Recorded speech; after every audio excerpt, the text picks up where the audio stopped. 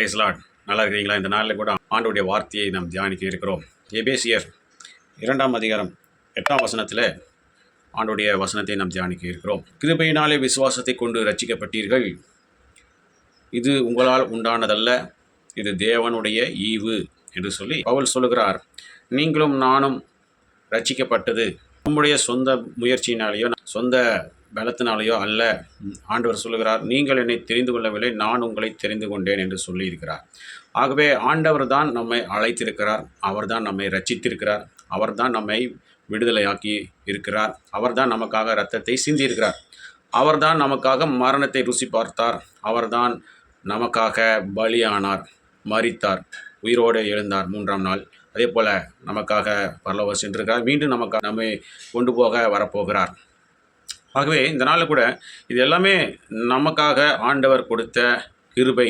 அந்த வாழ்க்கை கொடுத்தது ஆண்டவருடைய கிருபை. இது நம்மளால் உண்டானதில்லை. இந்த சரீரத்தை கொடுத்தது ஆண்டவர், நம்மளாகவே உருவாக்கப்படவில்லை. ஆண்டவர் தான் நம்மை உருவாக்கியிருக்கிறார்.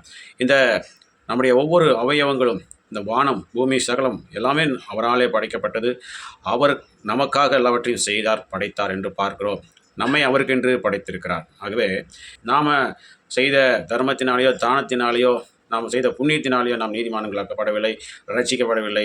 நாம் தேவனுடைய கிருபையினாலே ரட்சிக்கப்பட்டிருக்கிறோம், ஆண்டவருடைய பிள்ளைகளாக மாறி இருக்கிறோம். ஆகவே இது நம்மளால் உண்டானதில்லை, தேவனுடைய ஈவு, நமக்கு ஆண்டவர் கொடுத்த ஒரு பரிசு, ஒரு கிஃப்ட்டு என்று பார்க்கிறோம். ஆகவே ஆண்டவர் நன்றி சொல்லுவோம். இந்த வாழ்க்கை கொடுத்தீரே நன்றி, என்னுடைய வாழ்க்கையிலே என்னை ரட்சித்தீரே நன்றி, உங்களுடைய ரத்தத்தினால் என்னை கழுவினீரே உங்களுக்கு நன்றி என்று சொல்லி, என்னை தெரிந்து கொண்டீரே உங்களுக்கு நன்றி, என்னை தாயின் கர்ப்பத்தில் பிறந்தது முதல் இதுவரைக்கும் காத்தீரே நன்றி என்று சொல்லுகிற பிள்ளைகளாய் நாம் இருக்க வேண்டும். இது நம்மனால் உண்டானதில்லை, இது தேவனுடைய கிருபை, தேவனுடைய இரக்கத்தினாலே நாம் வாழ்ந்து கொண்டிருக்கிறோம்.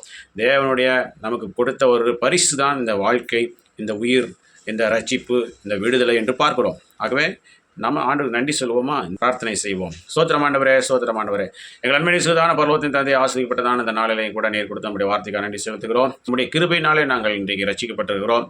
நாங்கள் விசுவாசத்தினாலே உண்மை சொந்த இரட்சகராக உங்களுடைய ரத்தத்தை எங்களுக்காக சிந்தப்பட்ட ரத்தம் என்று விசுவாசிப்பதன் மூலமாக நீர் எங்களுக்காக மரித்தீர், நீர் எங்களுக்காக உயிர்த்தெழுந்தீர், நீர் எங்களுக்காக பரலோகம் சென்றிருக்கிறீர், நீர் மறுபடியும் எங்களுக்காக வரப்போகிறீர் என்று நாங்கள் விசுவாசிக்கும் போது, இது எங்களுக்கென்று நாங்கள் அதை எடுத்துக்கொள்ளும் போது நாங்கள் ரட்சிக்கப்படுகிறோம். அது நிமித்தமாக நாங்கள் நம்முடைய பரலோக ராஜ்யத்துக்கு சொந்தமுள்ள பிள்ளைகளாக எங்களை நாங்கள் மாறுகிறோம் என்று பார்க்குறோம். அதே போல் இதனாலே நாங்கள் செய்கிற வேலைகள், தொழில்கள், படிப்புகள், ஊழியங்கள், போக்குவரத்து எல்லாவற்றும் கரம் கூடிருந்து பாவங்கள், சாபம், ரோகங்கள் விடுதலை ஆக்குங்க ஆண்டவரே. ரட்சிக்கப்படாத பிள்ளை ரட்சிக்க பிள்ளை வழிநடத்துங்க. இதனால நம்முடைய பிள்ளைகளை நம்முடைய கரத்தில் ஒப்புக் கொடுக்குறோம். துதிக்க நம்மையாமுக்கே செலுத்துகிறோம். எல்லாவற்றுமே பிரேஸ் கிறிஸ்துவின் நாமத்து மூலமாக கேட்டுக்கொள்கிறோம் எங்கள் ஜீவனில் நல்ல பிதாவே. ஆமென்.